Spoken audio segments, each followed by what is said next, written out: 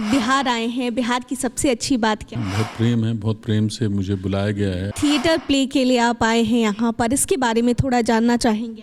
ये नाटक है हमारा। कई सारे ऐसे लोग होते हैं जिनके माता पिता होते हैं, वो कहते नहीं थिएटर में नहीं जाना है। मेरे माता पिताजी ने तो कभी डिस्करेज नहीं किया, कभी नहीं कहा कि आप थिएटर मत कीजिए। बॉलीवुड का सफ़र कैसे शुरू हुआ सर? एक ज़मीन आसमान एक सीरियल था प्लस चैनल का, वो पहला था। बिहार आए हैं सर, बिहार का क्या क्या खाना अच्छा लगा आपको, ये बताइए। अभी तो आया ही हूँ, अभी तो लिट्टी चोखा ही खाया है। बिहार के फूड के बारे में जानते हैं? नहीं, एक्सप्लोर करूँगा अभी यहाँ आया हूँ तो। एक आखिरी सवाल, भोजपुरी फिल्में देखते हैं सर? हाँ देखते हैं, लेकिन आप अगर पूछेंगी कौन सी भोजपुरी फिल्म थी तो मुझे कुछ याद नहीं रहता। अगर मौका मिला भोजपुरी फिल्म में काम करने का, अप्रोच किया किसी ने, तो काम करेंगे सर? अच्छी फिल्म होगी, अच्छी स्क्रिप्ट होगी तो ज़रूर करूँगा। नमस्कार, दर्श न्यूज़ देख रहे हैं आप और मैं हूं आपके साथ दक्षा प्रिया। तो रॉकस्टार, टाइगर और रुस्तम जैसी कई सारी ऐसी 50 फिल्मों से भी ज़्यादा जिसमें ये व्यक्ति काम कर चुके हैं, वो किसी पहचान की मोहताज नहीं है। जी हाँ, ठीक समझ रहे हैं आप, हम बात कर रहे हैं कुमुद मिश्रा की, जो कि आज पटना पहुँचे हैं और पटना में इनका एक जो थिएटर प्ले है उसके लिए पटना आए हैं। इनसे बातचीत करते हैं। सर, सबसे पहले दर्श न्यूज़ में आपका स्वागत। बहुत बहुत धन्यवाद, बहुत बहुत धन्यवाद। सर, बिहार आए हैं, बिहार की सबसे अच्छी बात क्या लगी आपको? बिहार की सबसे अच्छी बात क्या है? बहुत सारी अच्छी बातें हैं। बहुत प्रेम है, बहुत प्रेम से मुझे बुलाया गया है और बहुत सम्मान दिया जाता है, तो यह बहुत अच्छी चीज़ है जी। अच्छा, एक थिएटर प्ले के लिए आप आए हैं यहाँ पर, इसके बारे में थोड़ा जानना चाहेंगे आपसे? ये नाटक है हमारा शक्कर के 5 दाने, जिसे लिखा है और डायरेक्ट किया है मानव कौल जी ने, और मैं उसमें परफॉर्म कर रहा हूँ। ये हाउस ऑफ वैरायटी एक नई स्पेस खुली है, बहुत ही खूबसूरत स्पेस खुली है रीजेंट सिनेमा के बगल में, और यहाँ पे हम 19, 20, 21 तारीख को कर रहे हैं 3:30 और 6:30 बजे शो। तो इंटीमेट स्पेस है और थिएटर के लिए ऐसी स्पेसेस की बहुत ज़रूरत है। तो ये मैंने आज स्पेस देखी और मैंने रिहर्सल किया इसमें और मुझे कमाल का आनंद आया। मुझे लगा इसमें परफॉर्म करने में मज़ा आएगा और लोगों को देखने में मज़ा आएगा, क्योंकि ऑडियंस और एक्टर के बीच की जो दूरी है वो बहुत कम है। बिल्कुल आप आमने सामने हैं, तो वो मेरे ख्याल से बहुत ही इंटरैक्टिव परफॉर्मेंस होगा।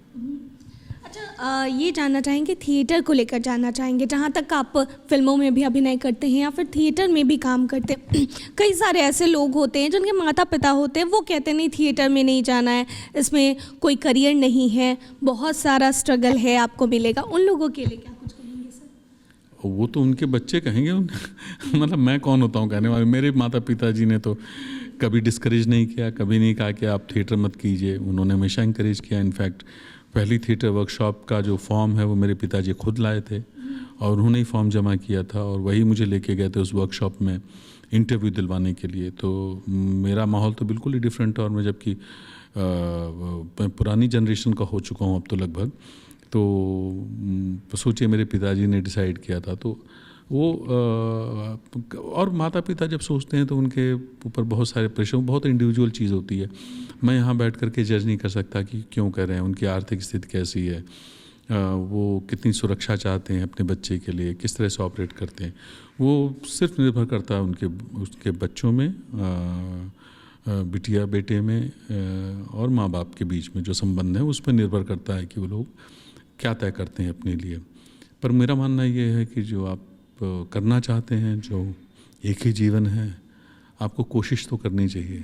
चाहे जो भी आपका, इंजीनियरिंग करना चाहें, डॉक्टरी करना चाहें, फ़ौज में ना जाना चाहें, अभिनेता बनना चाहें, सिनेमा थिएटर कुछ भी करना चाहें, ट्रक ड्राइवर बनना चाहें, ऑटो चलाना चाहें, साइंटिस्ट बनना चाहें, कुछ भी, मुझे लगता है वो आपको कोशिश ज़रूर करनी चाहिए, क्योंकि यही एक जीवन है और यही एकमात्र जीवन है जिसमें वो सारी संभावनाएं आप एक्सप्लोर कर सकते हैं। जी सर, आपसे जानना चाहेंगे, पहली बार आपसे बातचीत हो रही है, 30 साल से ऊपर का सफ़र है आपका, थोड़ा सफ़र के बारे में थोड़ा बताइए सर। कैसे शुरुआत हुई, किस तरीके से आपने शुरू किया? अद्भुत सफ़र रहा है। मतलब गांव से हूँ, अमाव गांव है, रीवा मध्य प्रदेश ज़िले रीवा में मध्य प्रदेश में अमाव गांव है, वहाँ से हूँ। और बस मेरे पिताजी थे और ग्रैंडफादर, जॉइंट फैमिली थी, अभी तक है। तो उनका जो एंकरेजमेंट रहा है उसकी वजह से मैं थिएटर कर पाया। और बोडी में पढ़ा मिलिट्री स्कूल में 7 साल, वहाँ बहुत अच्छा माहौल था। फिर भोपाल में थिएटर किया, अलगदा बंसी कौल के साथ, बंसीदा के साथ, आलोक चटर्जी के साथ, रंगमंडल को देख के बड़ा हुआ। फिर ड्रामा स्कूल गया, ड्रामा स्कूल की अपनी यात्रा है।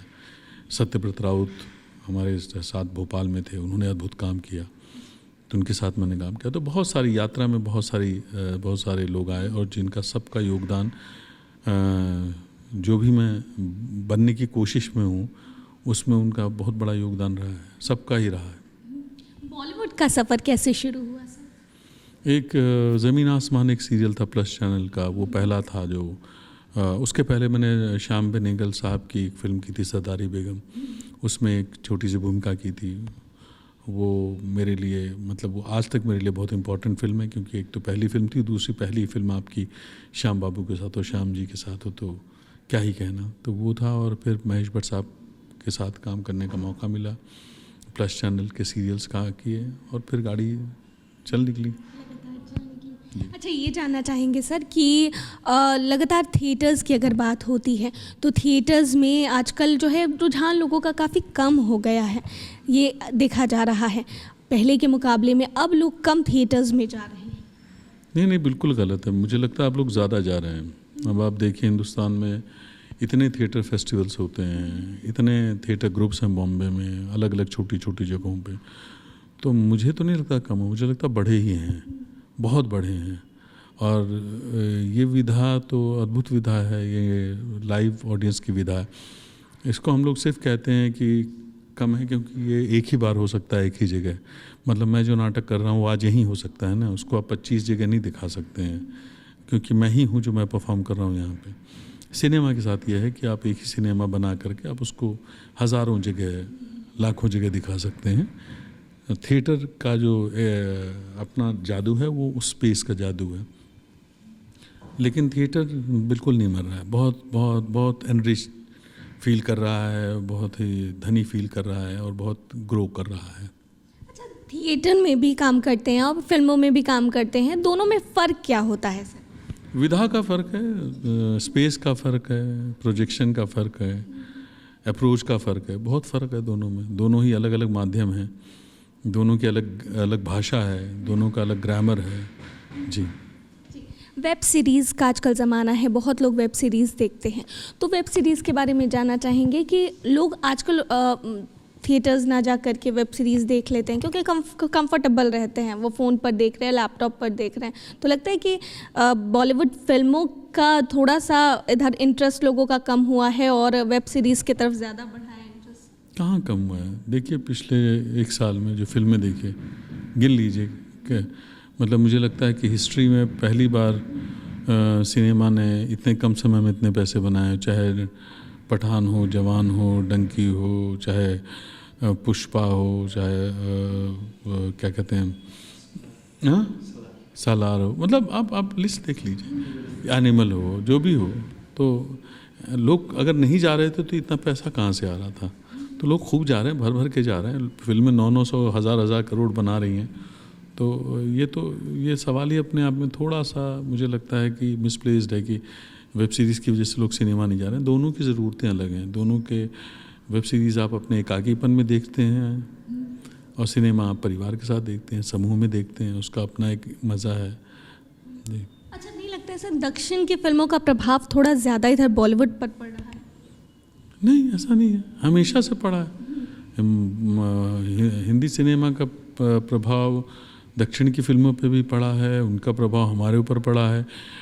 एक पूरा दौर था जब दक्षिण की फिल्में हिंदी का रीमेक करती थी, फिर हिंदी वहाँ की फिल्मों का हमने रीमेक किया। ये एक एक्सचेंज है जो हमेशा से होता रहा है। और दक्षिण की फिल्में हम कहते हैं तो बहुत जनरलाइज करते हैं, हमको पता नहीं होता दक्षिण का असल में। जब मैं कहता हूँ कि दक्षिण तो एक भाषा नहीं है ना, दक्षिण तो तेलुगु है, तमिल है, मलयालम है, कन्नड़ है, कन्नड़ा, बहुत सारी भाषाएं हैं वहाँ पे।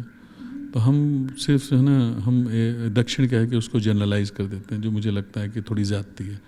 और उनका हर सिनेमा अपना ग्रामर लेके आता है।